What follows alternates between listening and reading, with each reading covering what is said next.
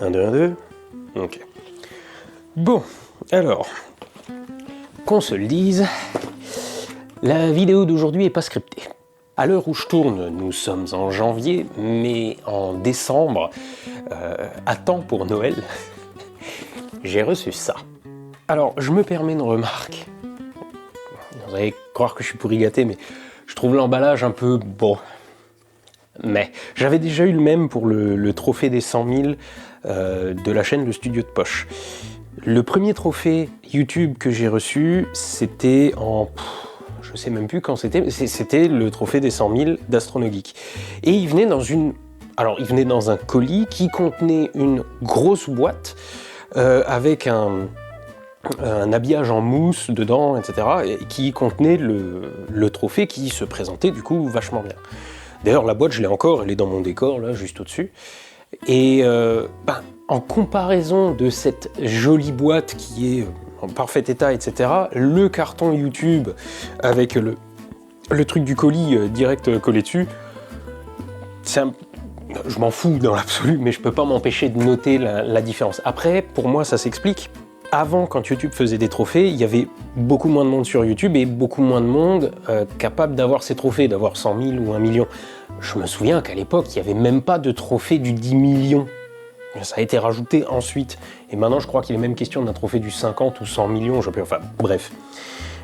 Donc évidemment, ils ont beaucoup plus de trophées à distribuer et ils ont dû se dire à un moment on va serrer un petit peu les prix parce que les trophées, sachez-le quand même, sont fabriqués par une grosse entreprise américaine spécialisée dans les trophées.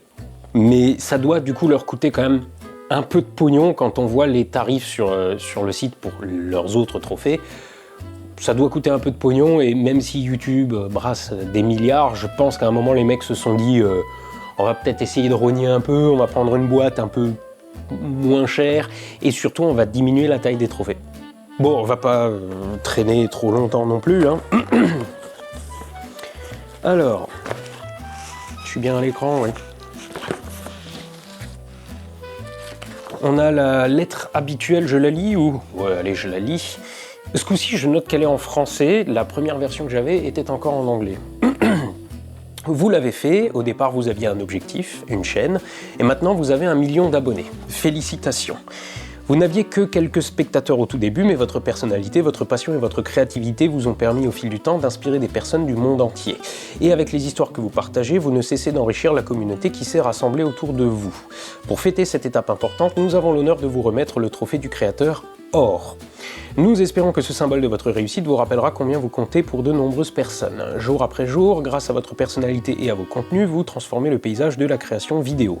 Être à vos côtés pour suivre votre progression est un privilège pour nous. Nous sommes impatients de découvrir vos prochaines créations. Cordialement, Neil Mohan, YouTube CEO. Alors, je me fais pas d'illusions sur le fait que c'est le même paplard pour tout le monde. Voilà. Et le voici donc, le tant attendu. Il y a d'ailleurs... Voilà, je vais vous parler de ça dans une seconde. Le tant attendu trophée Or. J'ai des belles traces de doigts dessus. Le voilà enfin.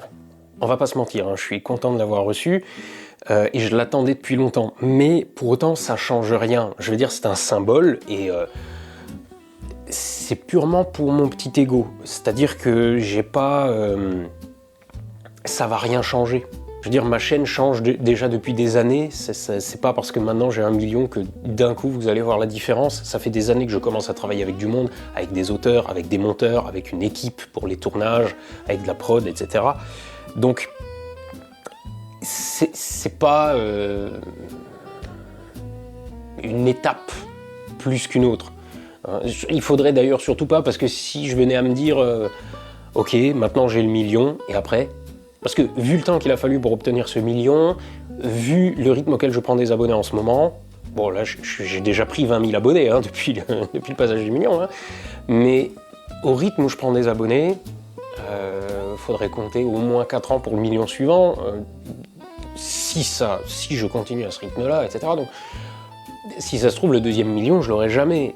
Donc si je considère maintenant que c'est un objectif inatteignable, je peux arrêter tout de suite et dire ouais, un jour j'avais une chaîne avec 1 million. Non, c'est purement pour satisfaire mon petit ego de mec qui fait des vidéos dans son coin, de dire il y a 1 million de personnes qui sont abonnées. Mais ça change strictement rien, tout comme le trophée des 100 000 n'a rien changé. Mais c'est vrai que si je dois me présenter à quelqu'un, dire AstronoGeek 1 million d'abonnés sur YouTube, je sais pas, c'est un peu mieux que AstronoGeek 950 000 abonnés sur YouTube. Voilà, c'est bon. Mais en gros, ça change rien, mais je suis content de l'avoir et il faut dire que je l'ai attendu longtemps. Et donc maintenant, il faut quand même que je vous raconte une petite anecdote.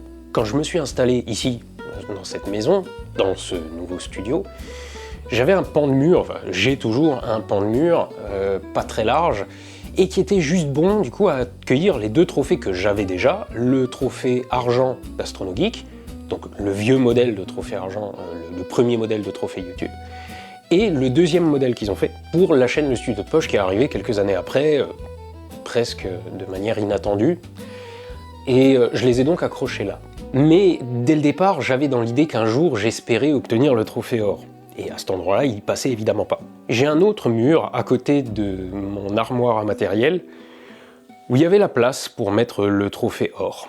Et il y a 1 an ou 2, YouTube a annoncé un truc qui m'a un peu déçu. Alors encore une fois, ça sonne un peu caprice, tout ça, dans l'absolu je m'en fous. Mais j'aurais bien aimé avoir le vieux trophée or. Alors le tout premier avec le gros bouton dans le cadre façon disque d'or, celui-là il le faisait déjà plus. Et je me disais déjà mes 2 trophées vont être dépareillés. Bon. Mais le vieux trophée or, il était, je crois, plus de 2 fois plus grand que celui-là. Et donc il faut que je vous raconte cette petite anecdote aussi. Il délègue ça à une entreprise qui s'appelle Society Awards, une entreprise américaine qui fait des trophées en tout genre pour les entreprises, pour à peu près tout ce que vous voulez. Et vous pouvez commander des trophées personnalisés chez eux. C'est donc eux qui fabriquent les trophées pour YouTube, c'est eux qui fabriquaient les gros trophées et qui maintenant fabriquent les petits. Et quand vous passez le 1 million d'abonnés ou quand vous passez les 100 000 abonnés, YouTube vous permet, moyennant un code, d'obtenir un trophée gratuit chez eux. C'est aux frais de YouTube, d'où le fait qu'ils aient probablement serré un peu les prix. Mais moi, je voulais le grand trophée. Donc, j'ai écrit à cette boîte en disant « Bon voilà, j'ai mon code pour le 1 million d'abonnés. Moyennant ce code, et si je le paye, est-ce que vous pouvez me faire le grand trophée ?» Et j'ai reçu une réponse me disant « Non, on a complètement arrêté de faire le grand trophée YouTube pour les gens qui le demandaient. » Le trophée 100 000 à la base, il était sous verre comme ça, puis il y a une version plus petite, et maintenant il y a la version argentée que tu connais. Hein. Puis la version 1 million, c'était aussi sous verre en grand, et ensuite ils sont passés à la version dorée, mais qui est plus grande que la tienne. Hein. Si je mets une carte à jouer à côté, pour qu'on voit la taille, on se rend compte que ce trophée 1 million, il est quand même beaucoup plus grand que le tien. Et moi, ce que j'espérais, c'était celui-ci. C'était le grand que je puisse accrocher sur le mur, à côté de mon armoire à matos, et c'est le premier truc qu'on voyait en rentrant dans la pièce. Et à la place, j'ai reçu celui-ci. Je me plains absolument pas, encore une fois. Je voudrais surtout pas que cette vidéo ait l'air d'être une complainte de gamin pourri gâté. Mais ça, c'est le 3e modèle de trophée YouTube. Donc le trophée or est maintenant de la taille des anciens trophées argent. Et les trophées argent sont encore 2 fois plus petits. Hein. Je crois qu'ils font la moitié de la taille de celui-ci. Donc, comme celui-ci fait la taille des anciens trophées argent, bon, il fait un peu petit sur le mur à côté de mon armoire. J'ai donc décidé de le mettre avec les autres.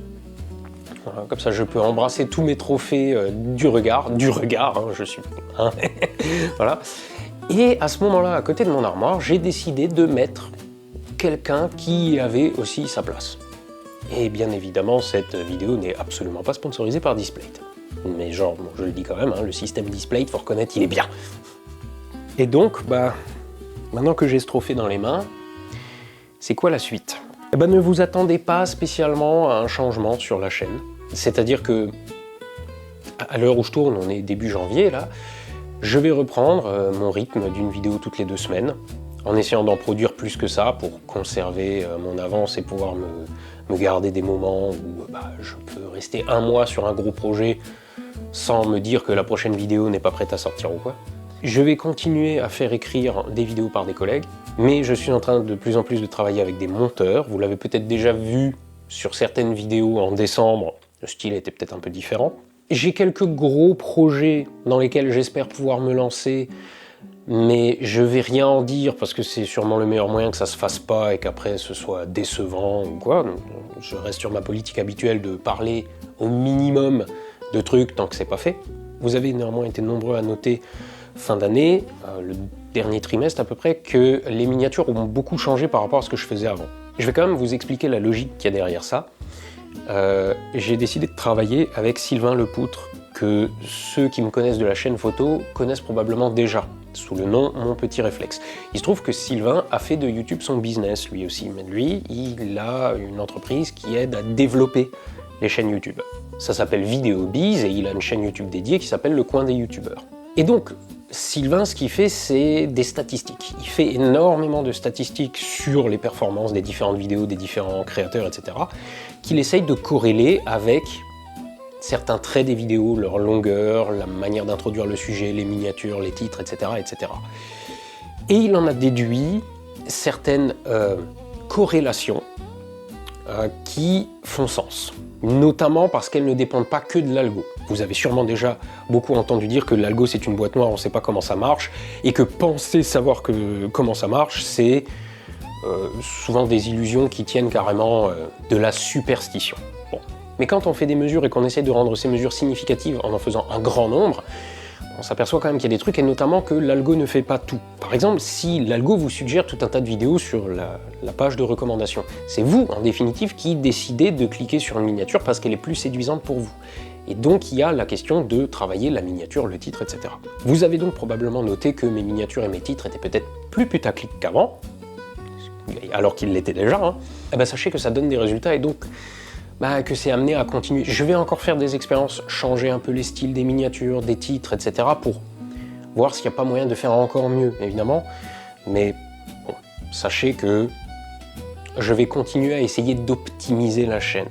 Parce qu'évidemment, je vous ai dit que ça, c'était purement symbolique, et le nombre d'abonnés, évidemment, c'est symbolique, mais ça m'importe quand même. Avant, mes miniatures donnaient de très bons résultats chez les abonnés. C'est-à-dire que Sylvain m'a expliqué, en ayant regardé les stats de la chaîne, que ceux qui connaissent ma chaîne, dès qu'ils voient popper une de mes miniatures, ils cliquent dessus sans se poser la question du titre ou de la miniature, justement parce qu'ils se disent « je m'en fous, je sais que la vidéo va me plaire ». J'ai d'autres vidéastes, moi, qui me font cet effet. À l'époque de What the Cut, je savais que je pouvais cliquer dessus, que ça allait me plaire. Les vidéos du JDG, par exemple, me font cet effet-là aussi. Je sais que de toute façon, je clique dessus, ça va me plaire. Et manifestement, vous êtes nombreux à vous faire la même réflexion avec AstronoGeek, ça me fait chaud au cœur, de me dire que vous aimez toutes mes vidéos, parce que finalement, ce que vous aimez, c'est plus ma manière de raconter que ce que je raconte. C'est d'ailleurs ça qui m'a poussé à parler d'absolument tout et n'importe quoi, et pas que d'astronomie. Mais ça, c'est vrai que pour les abonnés. Les abonnés cliquent sans chercher à comprendre parce qu'ils savent qu'ils vont aimer. Mais les gens qui ne me connaissent pas, eux, ils cliquaient pas trop. J'avais un taux de clic de 2%. Ça peut paraître très peu, mais un bon taux de clic, c'est 6-7%. Hein, par rapport à tous ceux qui voient la miniature, je veux dire. 6-7% qui cliquent, c'est un bon taux. Moi, j'avais 2%, par contre, c'est peu. Et là, Sylvain m'a dit, bon, on sait que tes abonnés, ils cliquent quelle que soit la miniature, donc eux, on peut leur proposer des miniatures plus putaclic, faites par IA ou je sais pas quoi. En principe, ils vont continuer à cliquer, et ça a été le cas. Vous avez continué à cliquer. Il y en a 2-3 qui ont été surpris, mais globalement, vous avez continué à cliquer. Par contre, ce changement de miniature a attiré un peu plus de gens qui ne connaissaient pas, et qui étaient plus intéressés par ces miniatures-là. En plus, aujourd'hui, sur YouTube, bon, les miniatures générées par IA, les miniatures trop putaclic, les titres très putaclic, c'est devenu la norme. Et il faut bien comprendre aussi que je ne me bats pas avec l'algo, je me bats avec ça. C'est-à-dire que si ma vidéo est suggérée au milieu de tout un tas d'autres qui sont archi putaclic, bon, si vous me connaissez, vous avez envie de voir ma vidéo, certes, mais si vous ne me connaissez pas, ma vidéo, elle risque de ne pas vous intéresser. Et donc je suis, malgré moi, obligé de suivre le mouvement et de me mettre au niveau de ces autres chaînes qui ont des miniatures très colorées, très putaclic, avec des titres très putaclic aussi, etc. Et de jouer avec la même stratégie. Donc c'est vraiment pas une question d'algo, C'est vraiment, il faut que je fasse avec ce qu'on peut aujourd'hui appeler la concurrence. Quand je suis arrivé sur YouTube, on m'avait posé la question, à l'époque je me rappelle, de est-ce que c'est pas gênant d'avoir de la concurrence? Et à l'époque, je me souviens que j'avais répondu qu'il n'y avait pas de concurrence sur YouTube. Parce qu'on n'était pas très nombreux, et on faisait pas souvent de vidéos. Si chacun des vidéastes que vous avez mis à l'époque faisait une vidéo toutes les 2 semaines ou tous les mois, bah, vous aviez largement le temps de tout regarder. Aujourd'hui, il y a énormément de chaînes de qualité, et qui produisent beaucoup de contenu. Parce qu'il y a des équipes de production, de montage, de tournage, d'écriture, de machin, de ça. Tous les jours, je me connecte sur YouTube, tous les jours, il y a une tétrachier de nouvelles vidéos qui ont l'air intéressantes à regarder. Mais je peux pas tout regarder, je dois faire le tri. Et donc à l'époque, je vous parle qu'il y a ça une dizaine d'années, quand vous étiez abonné à toutes les chaînes de Vulga, un peu quali en France par exemple, vous aviez le temps de tout regarder à l'échelle de la semaine. Aujourd'hui, c'est plus vrai. Donc à l'époque, il n'y avait pas de concurrence, vous pouviez être abonné à tout le monde et regarder les vidéos de tout le monde. Aujourd'hui, vous devez faire un choix, et donc, nous, on doit se battre avec les autres chaînes pour être celui qui va être regardé. Donc c'est vrai que YouTube a changé dans le sens là. Mais pour autant, ça va. Je trouve que je m'en sors pas trop mal. Et le fait qu'on ait relancé un petit peu les abonnements avec ces nouvelles stratégies me conforte aussi un petit peu dans cette idée. Parce que les dernières années, mon nombre d'abonnés avait tendance à franchement ralentir. Il y avait des mois où j'avais 3000 abonnés par mois. Ça peut paraître énorme, hein, mais et surtout pour tout un tas de petites chaînes. Hein. J'ai des collègues, je pense à des Gontran, des gens comme ça, qui m'ont déjà dit « si j'avais 3000 abonnés par mois, je serais le plus heureux ». Certes. Mais à mon échelle, c'est vrai que ça fait plus beaucoup. Et même à l'échelle d'autres chaînes de la taille de la mienne, c'est vraiment très peu. Il y a des chaînes qui prennent 10 fois ça tous les mois. Donc, c'est vrai que ça fait très peu à côté, et surtout avec un rythme comme ça, bon, bah, le million était loin. Et je vous parle même pas du 2e million, évidemment. Donc l'idée, c'est de redynamiser la chaîne. Alors, je tiens encore une fois à rassurer tout le monde, hein, le but c'est pas de changer le contenu, c'est pas de partir sur des trucs ultra putaclic ou quoi. Ce qui risque de vous arriver de pire, c'est que j'ai des vidéos toujours plus travaillées. Il y a encore énormément de choses à raconter, je suis aujourd'hui épaulé par des gens qui m'aident en plus à raconter des histoires. Je vais aussi continuer à écrire des vidéos, hein, mais c'est vrai que c'est confortable d'être épaulé par des gens. Aussi de plus en plus pour le montage. Donc ça me permet aussi de me libérer un peu de temps perso. Bon, j'ai déjà dit plusieurs fois aussi à quel point le boulot de youtubeur était intense. Il m'est arrivé, surtout là, fin d'année, de faire de nouveau 70, parfois plus d'heures que ça, peut-être pas 80, mais bon, les 70 bien tapés, 70 heures par semaine. Ça, faut que j'arrête maintenant. J'ai une vie de famille, j'ai tout ça, il faut que je me libère un peu de temps, il faut que je délègue. Mais bon, aussi tout ça, ça coûte de l'argent, encore une fois. Hein. Il faut payer les scripts, il faut payer le montage, etc. D'où, encore une fois, le fait de faire grossir la chaîne, parce que ça permet de la faire tourner aussi, quoi.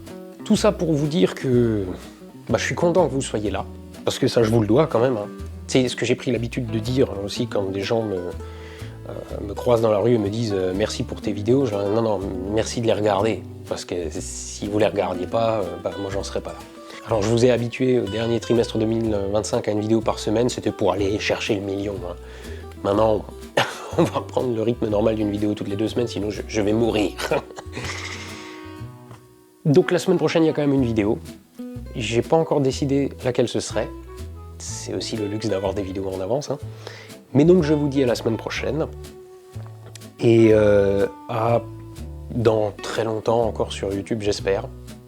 Parce que je sais pas de quoi l'avenir est fait, mais j'espère bien pouvoir continuer à faire des vidéos comme ça encore des années.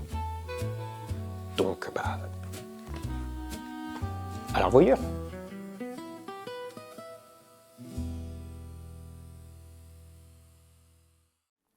Et si tu aimes bien les vidéos de Astronogeek, alors je vais te dire quelque chose. Avant, il y avait un thing que ça s'appelait astronogeek.tv où ce que Astronogeek il mettait plein de documentaires et tout plein de vidéos qu'il a fabriquées en avance. Sauf que l'entreprise avec qui il faisait astronogeek.tv, elle a fermé, alors il a dû arrêter. Mais Astronogeek, il a toujours 1 an de vidéos en avance, alors maintenant il les met sur YouTube avec le bouton rejoindre. Donc si tu cliques sur le bouton rejoindre, que ça coûte 1 € par mois, tu peux avoir toutes les vidéos que Astronogeek il a déjà fait mais qu'il a pas encore montré à tout le monde. Et comme des fois il y a des gens qui disent que oui mais moi j'ai envie de faire un don à Astronogeek comme ça Apple il reçoit plein de sous et il devient riche, tu peux aussi donner 5 € à la place des 1 € si tu veux. mais tu auras les mêmes vidéos qu'elle. Et comme ça, à chaque fois que Astronogeek il a fini une vidéo, hop là, il la met dans le bouton rejoindre. Des fois, c'est des vidéos qu'il a fait à la dernière minute, alors tu les as 2 jours avant les autres, et il y a ma réclame dessus. Et des fois, c'est des vidéos qu'il sait pas quand il va la montrer, alors tu l'as dès qu'elle est finie, mais on sait pas quand que ça va sortir et il y a pas de réclame. Donc tout qu'est-ce qu'il faut faire, c'est cliquer sur le bouton rejoindre à côté du bouton pour s'abonner. Et il faut aussi cliquer sur le bouton s'abonner, qu'elle, sinon ça porte malheur. C'est bleu. Bah quoi, peut-être que c'est vrai, hein. Hop là, la réclame que c'est pas une réclame, mais que c'est une réclame quand même, elle est finie. Sus.